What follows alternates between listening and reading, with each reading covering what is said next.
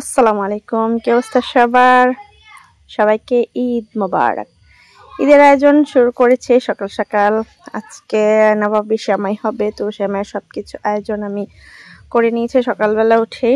বাদাম আর এখানে দুধের যে মিশ্রণ সেটা করে নিয়েছি।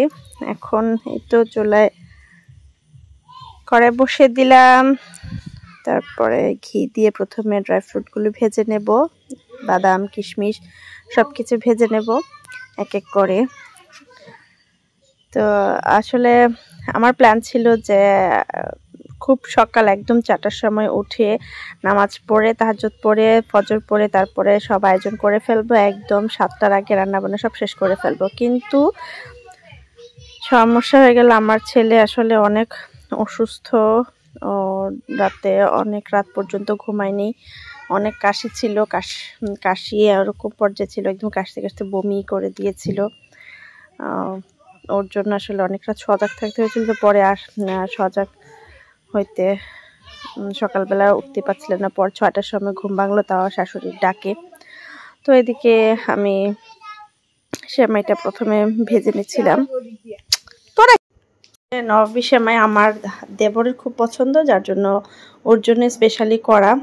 তো আমি প্রথমে সেমাইটা ভেজে নিয়েছিলাম।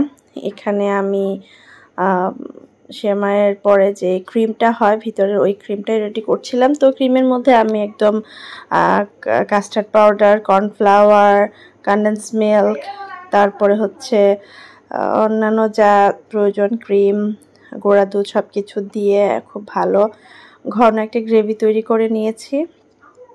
তো এই নবাবী সেমাই যেটা অনেক রিচ হয়, এত রিচ খাবার আসলে আমার হাজব্যান্ড দুজনেরই এত একটা পছন্দ না, বাট আমার দেবর আবার খুব পছন্দ করে এই খাবারগুলো, রিচ খাবারগুলো। তো ও আবার বলছে যে এটা ঈদে করার জন্য। তো আমার শ্বশুরও মোটামুটি পছন্দ করে, তাই সবার জন্য করলাম আর কি। তো এখানে আমি সেমাই কিন্তু এক এক করে রেডি করে নিয়েছি, তারপরে একটা পাত্রে সেট করে নিচ্ছি সেমাইটা।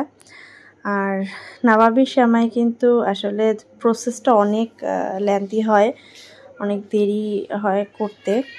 আর আমি সেমাইটা যে ভেজেছি ওখানে কিন্তু আমি চিনি আর গুঁড়া দুধ দিয়েই ভেজেছি। আমি নবাবী সেমাইয়ের একটা ভিডিও, লং ভিডিও আপলোড করেছিলাম আগে, যার কারণে ফুল প্রসেস আর দেখালাম না, জাস্ট ঈদে আমি কি করেছিলাম সেটাই এখন দেখালাম। তো আজকের নবাবী সেমাইটা আমি আবার 2 লেয়ারে করেছিলাম, একটু বেশি করে করেছি। আমার দেবর বলছে একটু বেশি করে করতে, সে নাকি রেখে 2 দিন লাগিয়ে ফ্রিজে রেখে খাবে, যেহেতু সেমাইটা একটু ঠান্ডা ঠান্ডায় ভালো লাগে আর কি, সেজন্য বলছে যে একটু বেশি করে করেন ভাবি, আমি একটু রেখে খাবো। আর আমার দেখেন হাতে কত কালি, এগুলো দেখে কিন্তু মাইন্ড করবেন না, কারণ মাটির চুলায় রান্না করে তো এই কালি ঝোল হতেই থাকে। এগুলো হচ্ছে তেল, আর তেলের মধ্যে কালি লেগে গেছে আর কি। তো আমি আবার ভাজা ড্রাই ফ্রুটসগুলো একটু গার্নিশ করে দিলাম। আসলে নবাবী সেমাইয়ের মধ্যে এই ড্রাই ফ্রুটসগুলো দিলে খাবারের টেস্ট আরও অনেক বেড়ে যায় আর কি।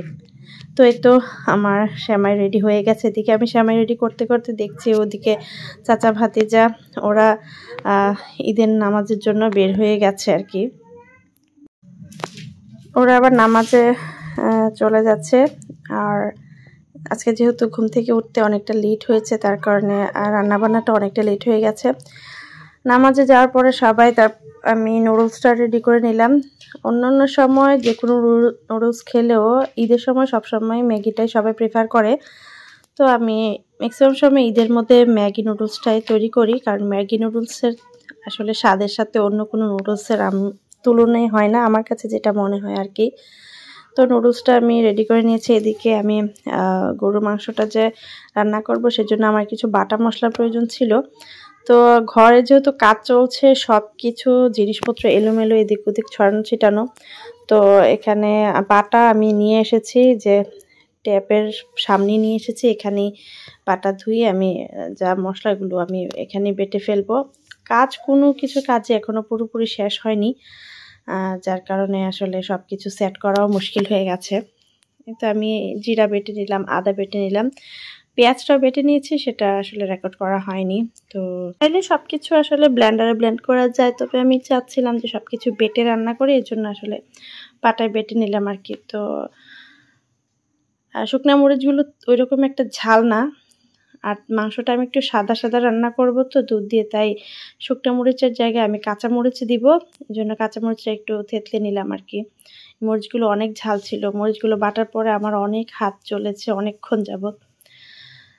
তারপরে ইচ্ছে করছে যেহেতু বাটা মশলা দিয়ে রান্না করব, তাই বাটায় বেটেই নিলাম।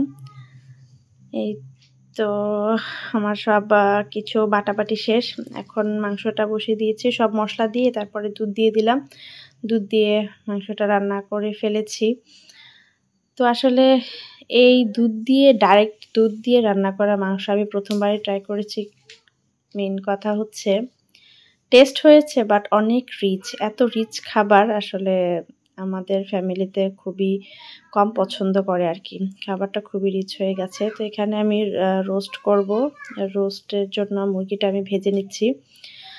আর এতে আমার এই যে গরু মাংস রান্না হয়ে গেছে আর কি, ভালো হয়েছে, মজা হয়েছে, বাট অনেক রিচ, অল্প একটু খেলেই কেমন যেন লাগছিল। আমার হাজব্যান্ড তো 2 টুকরা মাংস খেয়ে বলছে এত রিচ খাবার খাওয়া যাবে না। তারপরে আবার পোলাওর সাথে সব কিছু ঘি দিয়ে রান্না করা পোলাও, রোস্ট আর গরু মাংস, যার কারণে রিচনেসটা মনে হচ্ছে একটু বেশি হয়ে গেছে। তো পোলাওটা রান্না করে নিচ্ছে। আমার শাশুড়ির এই যে পোলাও রান্নার যে হাঁড়িগুলো, এগুলো এতটা ননস্টিকি হয়ে গেছে, সহজে পোলাও লাগেই না, একদম যতক্ষণ ইচ্ছা ততক্ষণ ভেজে নেওয়া যায়, আর পোলাও খুব সুন্দর হয়, একদম ঝরঝরে হয়। তো দুপুরে খাওয়া দাওয়াটা শেষ করে নিলাম। দুপুরে খাওয়া দাওয়া শেষ করে কিছুক্ষণ রেস্ট নিয়ে তারপরে আবার বিকেলে বাবার বাড়িতে দাওয়াত আছে, বিকেলবেলা বাবার বাড়িতে যেতে হবে। সব কাজকর্ম শেষ করতে করতে একদম বেজে গেল দুপুর 11:30। গোসল করা হয়নি, আসলে বিবাহিত জীবনটা একটু অন্যরকমই। বাবার বাড়িতে থাকলে তো 9টার মধ্যে গোসল টোসল করে একদম রেডি হয়ে সাজ পোশাক সব পরিপাটি করে নিতাম, আর এখন শ্বশুর বাড়িতে কাজকর্ম করে সবাইকে রেডি করে বিদায় করতে করতে আর ইচ্ছে করে না যে নিজে গোসল করে আবার নতুন কাপড় পরে রেডি হই, কারণ চলার পারে কাজ করতে করতে এতটাই ক্লান্ত লাগে, আর শরীর তো গা একদম ঘেমে কি অবস্থা, ভিজে একদম শরীর অনেক উইক লাগে, আর ইচ্ছে করে না যে গোসল করি বা নতুন কাপড় পরি। আমি তো একদম রান্নাবান্না শেষ করে 1 ঘন্টা রেস্ট নিয়েছি, তারপরে গোসল করেছি। এই তো বিকেলবেলা 5:30টার দিকে চলে গেলাম বাবার বাড়িতে। বাবার বাড়ি কাছে হওয়াতে একটু দেরিতেই বের হলাম। এই তো এসে দেখি বোনেরা সব কিছু গুছিয়ে রেখেছে, ভাইয়ার জন্য পরিপাটি করে সব কিছু নতুন নতুন করে সাজিয়ে রেখেছে। আমার বোনেরা আবার তাদের ভাইয়াকে খুব পছন্দ করে, তাদের অনেক ভালোবাসার ভাইয়া এটা।